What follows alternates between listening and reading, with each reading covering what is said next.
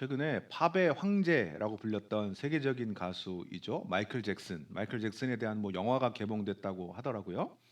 제가 얼마 전에 우연히 이제 이해순 권사님 TV 보고 계셔서 제가 옆에 앉았다가 이 마이클 잭슨에 대한 TV 프로그램 하나를 우연히 보게 됐어요. 엄청난 인기를 누렸던 그가 어떻게 추락하게 되었는가라는 스토리였거든요. 그런데 그 과정을 보니까 마이클 잭슨의 돈을 노린 그런 사람들의 말도 안 되는 음해가 있었다는 거죠. 그런데 그것보다 이 마이클 잭슨의 마음을 더 아프게 한 것은 뭐였냐면 언론 그리고 대중들이었습니다. 아무리 해명을 하고 아무리 변명을 하고 해명을 하여도 그의 말을 들어주지 않았어요. 그냥 그 사기꾼들의 말만 듣고 그것만 주구장창 언론들이 보도해 댔습니다. 그리고 또 그 말도 안 되는 가짜 뉴스들을 그냥 곧이곧대로 믿고 싶어 했겠죠. 온갖 조롱과 비난을 해대는 사람들도 있었습니다. 심지어는요, 마이클 잭슨이 결백하다는 것이 밝혀졌어요. 밝혀진 후에도 여전히 그들의 조롱과 또 비난은 계속되었다고 합니다. 한때는 그렇게 추앙하고 칭송하고 따르던 대중들이 갑자기 돌변해서 언제 그랬냐는 듯이 그에게 온갖 조롱을 퍼부어댔습니다. 그런데 오늘 예수님에게도 그런 일이 일어납니다. 예수님도 그런 일을 겪으세요. 골고다 언덕에 도착한 예수님께서 이제 결국 십자가에 달리셨어요. 오늘 본문 23장 33절이요. 33절 함께 읽어볼까요? 시작. 거기서 예수를 십자가에 못 박고 두 행악자도 그렇게 하니 하나는 우편에 하나는 좌편에 있더라. 자, 이렇게 십자가에 예수님이 달리셨는데 십자가에 달리신 예수님을 보고 사람들이 예수님을 조롱하기 시작합니다. 35절 백성은 서서 구경하는데 관리들은 비웃어 이르되 저가 남을 구원하였으니 만일 하나님이 택하신 자 그리스도이면 자신도 구원할지어다 하고, 여기 보면 백성들은 서서 뭐 했다고요? 구경하였다고 돼 있죠. 그런데 사실은요, 백성들도 예수님 조롱했어요. 이 누가가 백성들은 서서 구경했다라고 기록한 것은 그 다음에 이어지는 관리들이 예수님을 조롱한 것을 더 부각시키기 위해서였을 뿐이지, 마태복음 27장 39절에서 40절에 보면요, 백성들도 예수님을 이렇게 조롱합니다. 마태복음 27장 39에서 40절, 지나가는 자들은 자기 머리를 흔들며, 이 당시 때는 머리를 흔드는 게 상대편을 조롱하는 거거든요. 예수를 모욕하여 이르되 성전을 헐고 사흘에 짓는 자여, 네가 만일 하나님의 아들이거든 자기를 구원하고 십자가에서 내려오라 하며, 이렇게 예수님을 조롱했어요. 그런데 곧이어 유대 관리들도 똑같은 조롱을 합니다. 당신이 만일 하나님이 택하신 자라 그리스도라면 자기 자신도 구원할지어다. 너 자신도 구원해 보아라. 당신이 그리스도라 하지 않았는가? 그렇다면 어디 한번 능력을 발휘해서 자기 자신을 구원해 보아라. 십자가에서 내려와 봐라. 그런데 곧 이어서 군인들도 합세합니다. 36절에서 37절, 군인들도 희롱하면서 나와 신포도주를 주며 이르되 네가 만일 유대인의 왕이면 네가 너를 구원하라 하더라. 예수님께서 예루살렘에 입성하실 때 자기들의 옷을 바닥에 깔고 종려나무 가지를 막 흔들면서 호산나 찬송하리로다 주의 이름으로 오시느니 곧 이스라엘의 왕이여 하면서 예수님 높이고 찬양하던 그들이 이제는 돌변하여서 다 합세해서 예수님을 조롱하고 있는 거예요. 모든 이들의 비난과 조롱은요, 같은 내용입니다. 너 자신도 구원 못하고 이렇게 십자가에 달려 있으면서 당신이 무슨 유대인들을 구원하는 그리스도 메시아냐? 당신이 무슨 유대인의 왕이냐? 예수 당신이 하나님의 아들이면 십자가에서 내려와라. 그런데 여러분, 예수님은 하나님의 아들이시기 때문에 예수님에 계셨던 거예요. 십자가 위에 계셨던 거예요. 예수 당신이 그리스도 메시아 구원자이면 자기 자신을 구원해서 십자가에서 내려와라. 하지만 예수님은 그리스도시기에 메시아이시기에 십자가 위에 계셨던 겁니다. 여러분, 예수님께서 하나님의 아들이신데 그리스도요 메시아이신데 왜 십자가에 계셨습니까? 우리들을 구원하시기 위해서죠. 우리들을 구원하시기 위해서 예수님은 스스로를 구원하지 않으셨어요. 우리들에게 내려질 형벌을 대신해 주시기 위해서 십자가에서 내려오시지 않으셨습니다. 할렐루야. 여기 보니까요, 군인들이 예수님을 희롱하면서 신포도주를 드렸다 그러죠. 예수님은 사실 십자가에 달리시는 과정 중에 포도주를 여러 번 받으셨거든요. 마태복음 27장 34절 함께 읽어볼게요. 시작. 쓸개 탄 포도주를 예수께 주어 마시게 하려 하였더니 예수께서 맛보시고 마시고자 하지 아니하시더라. 이제 이 골고다에 막 도착해서 십자가에 달리시기 직전에 쓸개 탄 포도주가 드려졌다는 거죠. 또 마가복음 15장 23절에 보면 모략을 탄 포도주라고도 돼 있어요. 당시에 이게 아마 혼용해서 쓰였던 것 같아요.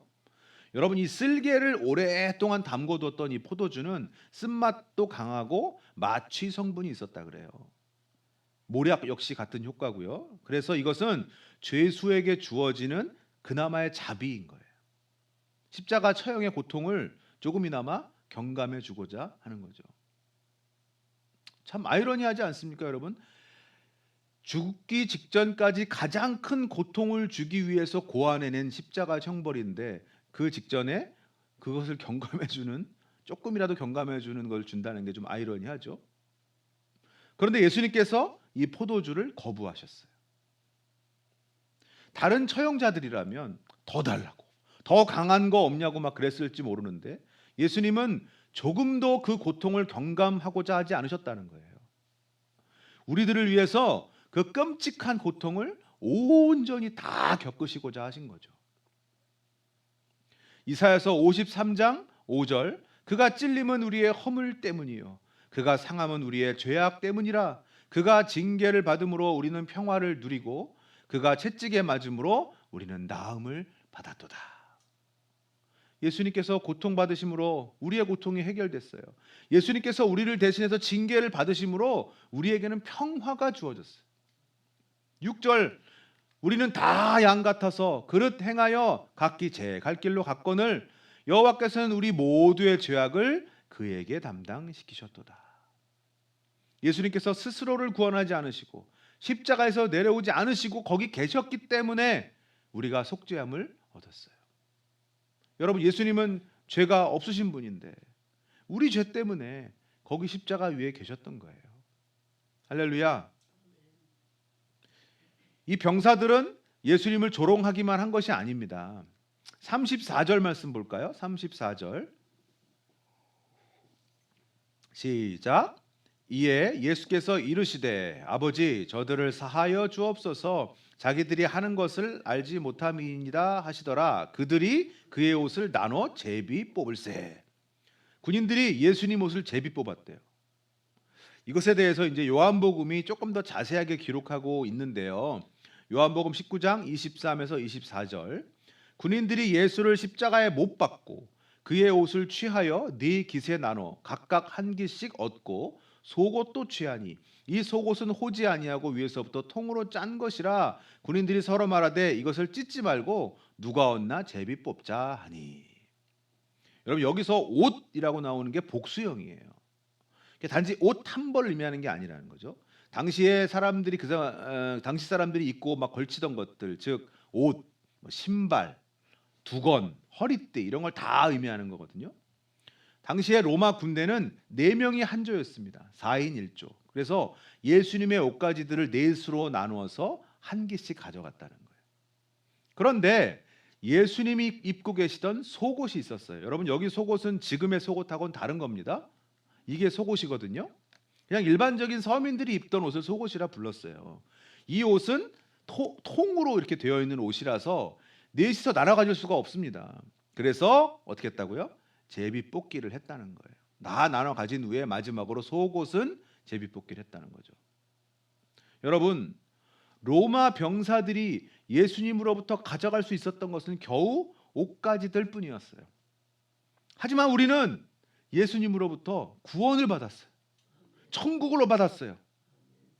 그것은 예수님께서 그 십자가 위에서 우리를 위해서 온갖 조롱과 비난을 감수하시고 또 그 끔찍한 고통을 받으셨기 때문에 그리고 결국은 그 십자가 위에서 돌아가셨기 때문에 우리가 받은 겁니다.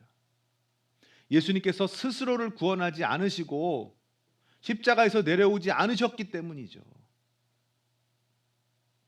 그리고 이것은 모두 다 하나님의 말씀, 즉 하나님의 뜻이 이루어진 거예요. 예수님의 이 십자가는 그 작은 과정 하나하나까지도 다 하나님 말씀이 이루어지는 과정이었어요. 여러분 33절에 보면 해골이라 하는 곳에 이르러 거기서 예수를 십자가에 못 박고 두 행악자도 그렇게 하니 하나는 우편에 하나는 좌편에 있더라. 예수님 양쪽 좌편 우편에 또 다른 행악자들, 두 범죄자들이 함께 십자가에 못 박혔다는 거예요. 여기서 누가 나중에 회개한 강도라고요? 네, 모른다 그랬어요. 다들 이제는 아시네요. 여러분 이것도요. 메시아에 대한 예언을 담고 있는 이사야서 53장 말씀이 성취된 거예요. 이사야서 53장 12절 이는 그가 자기 영혼을 버려 사망에 이르게 하며 범죄자 중 하나로 헤아림을 받았음이니라. 예수님께서 범죄자 중 하나로 헤아림을 받으신 거예요. 이사야서 말씀을 성취하신 겁니다. 예수님께서 진통제 역할을 하는 그 쓸개 담은 포도주 또는 모략 넣은 포도주를 받으셨다고 했는데 예수님께서 십자가 위에서 돌아가시 그 직전에도 사람들이 포도주를 또 드립니다. 그런데 이 포도주의 용도는 조금 다른 거예요. 요한복음 19장 28절에서 30절까지 그 후에 예수께서 모든 일이 이미 이루어진 줄 아시고 성경을 응하게 하려 하사 이르시되 내가 목마르다 하시니 거기 신 포도주가 가득히 담긴 그릇이 있는지라 사람들이 신 포도주를 적신 해면을 우슬초에 메어 예수의 입에 대니 예수께서 신 포도주를 받으신 후에 이르시되 다 이루었다 하시고 머리를 숙이니 영혼이 떠나가시니라. 해면이라고 나오죠, 여러분. 해면. 해면은 이 해면 동물 또는 갯솜 동물이라고도 불리는 다세포 동물인데요. 이게 이제 햇볕에 말라서 이 동물이 말라서 골격만 남은 것을 해면이라고 부릅니다. 이게 아주 미세한 구멍도 많고 뭐처럼 생겼나요? 마치 스펀지, 그렇죠? 부드러운 스펀지와 비슷합니다. 그래서 수분을 잘 흡수해요. 이제 죽을 때가 다가온 그 십자가 위에 있는 처형자들에게요 마지막으로 자비를 베푸는데요. 이 해면에다가 포도주를 적셔서 마시게 해주는 거예요. 지금 뭐 갖은 체벌로 인해서 몸도 마음도 완전히 상처투성이인 처형자들이 그 십자가 위에 매달려 가지고 그냥 뭐 그 뜨거운 햇볕 아래서 길게는 일주일 이상씩도 매달려 있거든요. 그 고통스러운 상황이 끝나는 그 죽기 직전 마지막에 자비로 주어지는 거예요. 그동안 고통을 줄여주는 그 쓸개 담았던 포도주나 또 모략 섞은 포도주는 다 거부하셨던 예수님께서도 이 신 포도주는 드셨습니다. 제가 그런 생각이 들었어요. 어저께 설교 준비하다가 이 생각이 들어서 제 방에 앉아가지고 한참을 제가 울었습니다. 제가 그런 생각이 들어요. 얼마나 목이 마르셨을까.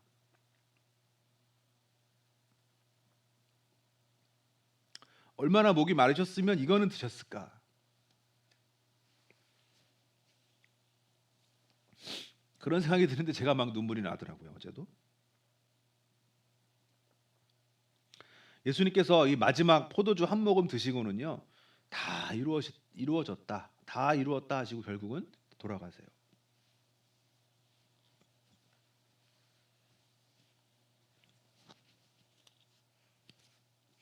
여러분 이것도 하나님 말씀을 이루신 겁니다. 시편 69편 21절 그들이 쓸개를 나의 음식물로 주며 목마를 때에는 초를 마시게 하였사오니 이게 시편에 있어요. 이 말씀이 성취된 겁니다. 또 군인들이 예수님의 옷을 나눠 가지고 속옷을 제비 뽑았다고 했잖아요. 여러분 이것도 예언된 말씀이 있어요. 시편 22편 17에서 18절 그들이 나를 주목하여 보고 내 겉옷을 나누며 속옷을 제비 뽑나이다. 여러분 제가 몇 개만 예를 들었습니다만 사실 복음서에는요 예수님에 대해서 말씀을 이루려 하신 것이다. 이런 의미의 구절들이 이 복음서에만 40회 이상 아주 많이 나옵니다. 예수님의 생애는 모두가 다 하나님 말씀을 이루시는 거예요. 예수님의 삶과 죽음 모두가 다 하나님의 뜻과 계획을 이루시기 위한 거였습니다. 여러분, 예수님은 오직 사명을 위해 사셨어요. 마태복음 4장과 누가복음 4장에 보면요, 예수님께서 광야에서 마귀에게 시험을 받으세요. 그런데 그 시험을 보면 지금 이 십자가 위에 계신 예수님에게 사람들이 던지는 그 조롱하고 똑같습니다. 40일을 금식하신 예수님께 사탄이 여기 있는 돌들을 가지고 떡을 만들어 먹으라라고 얘기해요. 일단 배고픔을 달래라. 너부터 살아야 되지 않겠냐? 너 자신을 먼저 구원해라. 두 번째는 뭐죠? 예수님을 이끌고 높은 곳에 올라가서 천하 만국을 보여주면서 자신에게 절하면 그 모든 것을 예수님께 주겠답니다. 너 자신을 높여라. 네가 다 가져라. 세 번째는 성전 꼭대기에 예수님을 세우고는요, 만약에 하나님의 아들이라면 여기서 뛰어내려 보아라 이렇게 얘기해요. 네가 하나님의 아들이라면 천사들이 너를 지키지 않겠느냐. 사람들에게 네가 하나님의 아들이라는 것을 증명해 보아라. 그러면 그들이 너를 높이고 너를 받들지 않겠느냐. 여러분, 이때 이 모든 시험들도요, 예수님께서 십자가 위에 달리셨을 때 사람들이 던졌던 그 조롱하고 똑같아요. 내가 메시아라면 네 능력으로 네 자신을 구원해라. 너 자신을 높여라. 그런데 이런 유혹은 사실 우리 모든 인간들에게도 동일하게 주어졌습니다. 최초의 인류였던 아담과 하와도 그 유혹에 넘어간 거예요. 너희들이 이 선악을 알게 하는 나무의 열매를 먹으면 너희가 하나님과 똑같아질 거야. 하나님만큼 높아질 거야. 너희 자신을 높여. 우리 인류에게 이 유혹은 앞으로도 영원히 계속 던져질 겁니다. 하지만 여러분, 우리가 나를 먼저 생각하고 나의 높아짐을 먼저 생각한다면 우리는 절대로 하나님 말씀을, 하나님 뜻과 계획을 이룰 수 없습니다. 예수님께서 예수님 자신을 먼저 생각지 않으시고 예수님의 자신의 높아짐을 포기하시고 그 십자가 위에 계셔 주셨기 때문에 인류의 구원이라는 하나님의 뜻과 계획이 이루어질 수 있었던 거예요. 어느 부부가 있었어요. 그런데 이 아내가 요리하는 주방에는 아주 작은 항아리 하나가 있었는데요. 이 아내가 남편에게 절대로 그 항아리를 열어보지 말라고 신신당부를 하곤 했대요. 아내 말로는 그 안에 자기 친정 어머니로부터 물려받은 비밀 조미료가 들어있다고 했답니다. 가만히 보니까요, 아내가 요리할 때면 그 항아리를 열고 거기서 뭔가를 손으로 꺼내서 요리에다 뿌리는데 잘 보이지가 않아서 뭔지 도무지 알 수가 없더래요. 그래서 어느 날 도저히 궁금해서 참을 수가 없었던 남편이 아내가 집을 비운 틈을 타서 그 항아리를 열어봤어요. 그런데 그 항아리 안에는 조미료는 없고 접혀 있는 종이 한 장이 들어있더랍니다. 남편이 종이를 펴보니까 장모님이 쓴 편지였대요. 이렇게 적혀 있었습니다. 사랑하는 나의 딸아, 어떤 요리를 하든지 간에 사랑을 뿌려 넣어라. 이 사랑의 조미료를 잊지 말고 반드시 사용하거라. 아내는 그동안에 항아리를 열고 실제로는 아무런 조미료가 없지만 손으로 뭔가를 뿌려 넣는 신용을 하면서 마음속으로 가족에 대한 사랑을 뿌려 넣고 있었던 거예요. 여러분, 우리가 사명을 이루기 위해서는요, 십자가 안에 들어있는 조미료가 반드시 필요합니다. 이 조미료를 뿌리지 않으면 절대로 사명은 이루어지지 않습니다. 그 조미료, 십자가에 담겨있는 그 조미료는요, 바로 희생이에요.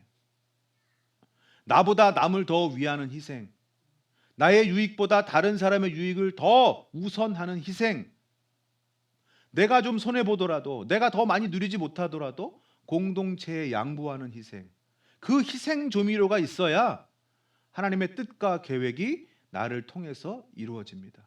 나의 사명이 이루어집니다. 오늘부터 여러분 이 조미료 많이 사용해 주세요. 여기저기 뿌려주세요.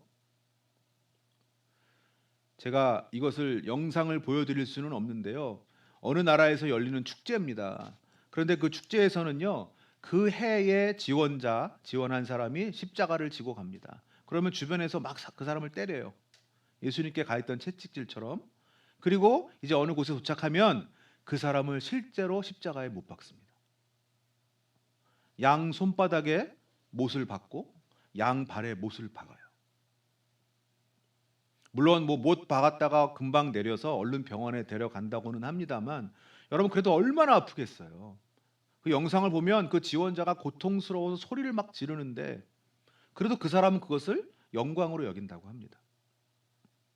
여러분, 우리가 예수님께서 지셨던 십자가를 기념한다는 것이 이런 걸까요? 우리들 각자가 각자의 십자가를 진다는 게 이런 겁니까? 이런 거라면 저는 못하겠습니다. 여러분은 십자가를 볼 때마다, 여기도 우리 십자가 있죠? 여러분 십자가를 볼 때마다 뭐를 생각하십니까? 여러분에게 십자가는 어떤 의미입니까? 나를 지켜주는 부적? 기도가 더 잘 되기 위해서 쳐다보는 그런 방편? 집이나 차에 걸어둬야 내 마음이 편해지는 도구인가요? 우리가 십자가를 보면서 제일 먼저 떠올려야 할 것은 은혜와 사랑입니다. 아무것도 아닌 먼지와 같은 나를 구원해 주신 그 은혜, 그 고통과 고난을 아무 죄도 없으신 예수님께서 우리를 위해서 감당해 주셨던 그 사랑, 우리는 그 은혜와 그 사랑을 먼저 떠올려야 됩니다. 그러면 저절로 우리에게 떠오르는 것이 있어요. 그것은 감사예요. 또한 여기서만 끝나면 안 되고요. 감사 뒤에는 사명이 떠올라야 됩니다. 주님의 그 크신 은혜와 사랑에 감사하는 마음으로 내 사명을 감당하는 거예요. 여러분 이게 바로 우리가 이 십자가를 볼 때마다 다짐해야 될 거예요. 아멘. 어느 날 아들이 아빠에게 물어봤어요. 아빠, 자동차 바퀴는 대체 어떻게 돌아가는 거예요? 근데 아빠가 설명을 해줘요. 연료가 연소가 되면 이 연료에는 휘발유도 있고 경유도 있는데 요즘은 전기차도 나오더라고. 아무튼 이 연료가 연소가 되면 그 폭발로 인한 열 에너지가 생기고 그게 운동 에너지로 바뀌게 되는 거야. 클러치는 말이야 어쩌고 저쩌고 저쩌고. 변속기는 어쩌고 저쩌고. 후진할 땐 말이지 어떻게 저쩌고 저쩌고. 아빠가 한참 설명을 하는데 아들이 더 어렵다는 듯이 더 멍한 얼굴로 이렇게 서 있어요. 그러다가 엄마한테 물어봐요. 엄마, 자동차 바퀴는 어떻게 돌아가요? 빙글빙글. 아, 그렇구나. 여러분, 교회는 어떻게 굴러갈까요? 교회가 사명을 감당하기 위해서는 어떻게 움직여야 될까요? 복잡하고 다양한 답이 있을 수 있겠지만 한마디로 간단하게 답하자면 이겁니다. 성도가 움직이면 됩니다. 교회는 성도가 움직여야 움직여요. 교회가 사명을 감당하기 위해서는 각 구성원 성도 한 명 한 명이 각자의 사명을 감당하면 됩니다. 아멘. 여러분 교회는 절대로 저절로 굴러가는 것이 아닙니다. 사명은 저절로 이루어지는 게 아니에요. 전도 저절로 되는 거 아닙니다. 뜨거운 예배, 하나님의 임재 가득한 예배도 거저 주어지는 거 아니에요. 하나님을 기쁘게 해드리고 또 사람들에게 신뢰받는 교회는 우리들이 만들어가는 겁니다. 여러분 이제 6월 달부터 수요 예배가 시작되고 저 혼자서도 이제 새벽 기도도 시작하는데요. 6월 달에 단지 이 두 가지를 그냥 시작한다 이런 차원이 아닙니다. 제가 몇 주 동안 고민하고 기도하면서 여러분 제가 오늘 선포합니다. 우리 6월은 우리 한마음 교회의 부흥의 시작이에요. 한마음 교회의 새로운 시작입니다. 먼저 여러분 예배가 달라져야 됩니다.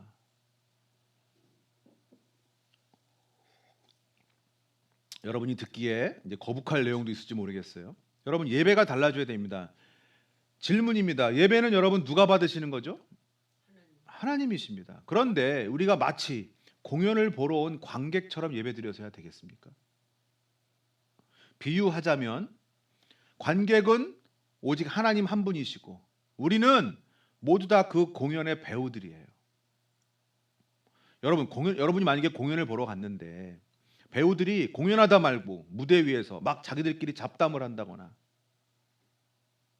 한 손에 아메리카노 커피 들고선 공연을 한다던가 중간에 막 핸드폰으로 전화도 받고 이러면서 공연을 한다면 이게 여러분 상상이 되는 일입니까? 제가 사실 여기 예배당 입구에다가 들어오면서 이제 커피 그 컵이나 커피 그거를 놓아두는 테이블을 만들까도 생각을 했어요. 실제로 그렇게 하는 교회들 많거든요. 제가 뭐 그렇게까지는 하지 않겠습니다만 음료수 마시는 정도까지는 괜찮죠. 그런 세부적인 것들보다 더 중요한 거는요, 여러분 마음이에요. 이 예배를 대하는 저와 여러분의 마음이 좀 달라져야 됩니다. 여러분, 우리 한마음교회 예배 달라져야 되지 않겠습니까? 우리 전도도 조금 더 적극적으로 할 겁니다. 여러분 매주 전도 나가야죠 이제. 뭐 GTX 역 같은 데 가서요. 퇴근 시간에는 물티슈나 화분 같은 거 작은 거 나눠주고 또 출근 시간에는 일찍 나가서 여름에 시원한 물도 주고 겨울엔 따뜻한 커피도 나눠주고 이러면 좋겠죠. 또 이 온라인이 중요한 시대이다 보니 저도 이 온라인 홍보를 조금 더 다양하고 적극적으로 하려고 합니다. 여러분도 좀 적극적으로 아이디어 내주시고 동참해 주시기를 부탁드립니다. 우리 구독자 1000명이라 그러셨나요? 구독자 1000명이신 우리 집사님 아이디어 좀 많이 내주세요. 선배님이신데. 네. 여러분 수요 예배도 좀 많이 참여해 주시고요. 새벽에도 가능하시면 오셔서 함께 부르짖어 주십시오. 그리고 우리 성경 공부해야 돼요, 여러분. 말씀이 들어가지 않으면 절대로 신앙의 성장은 없습니다. 다시 말씀드리지만 미지근한 교회다라고 주님께 책망받았던 그 라오디아 교회를 생각하면 저는 너무 두렵습니다. 우리 교회가 그런 뜻은 미지근한 교회가 될까 봐서요. 아니 이미 그런 교회가 되어 있는 건 아닌지 정말로 심히 두렵습니다. 우리나라의 교회가 몇 개일까요? 여러분 그 수많은 교회 중에 그냥 하나 이런 교회 되고 싶지 않아요.